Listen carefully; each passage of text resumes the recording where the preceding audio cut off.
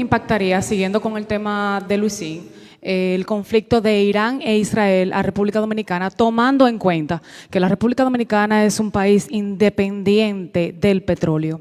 También, ¿cuántos han sido los autobuses? Creo que el ministro de Juventud creo que podría responderme esa pregunta. ¿Cuántos han sido los autobuses que han sido entregados a las asociaciones universitarias y cuántos faltarían? También un raso de la policía denunció hoy que fue agredido porque lo confundieron con un haitiano. ¿Qué hará el gobierno ante tantas denuncias sobre discriminalidad? Muchas gracias. Bueno, lo primero es que nosotros no somos independientes del petróleo. Nosotros somos muy dependientes del petróleo. Perdón. Entonces, sí, al ser dependiente del petróleo, como la respuesta es la que le dije a Luisín, tenemos que seguir viendo cuál va a ser las acciones, las circunstancias.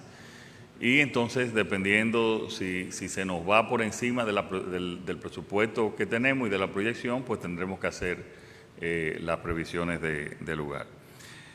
Sobre el caso del incidente del miembro de la policía, no es un hecho de discriminación porque es un miembro, imagínate, de la policía. Creo que la Dirección General de Migración hizo una declaración explicando cuál es. Yo la pena la vi antes de entrar aquí a la semanal y veremos, incluso entre la policía y migración tendrán que también discutir cualquier solución a ese tema. Es bueno que la situación, que tengamos en cuenta esto, la situación de Haití es una situación sin precedentes, como nunca antes. Y las deportaciones que tenemos que realizar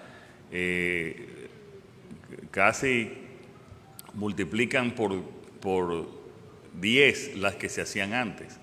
Y eso, desgraciadamente, se producen incidentes como ese que tenemos que evitar, que estamos haciendo y estamos preocupándonos para cursos de cada vez mayor entrenamiento de los miembros de la Dirección General de Migración en todos los órdenes.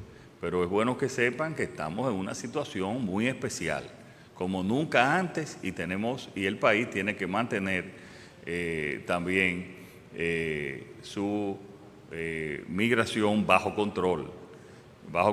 Si nosotros damos cualquier muestra, la más mínima que sea, en un país como está Haití, esto sería una situación muy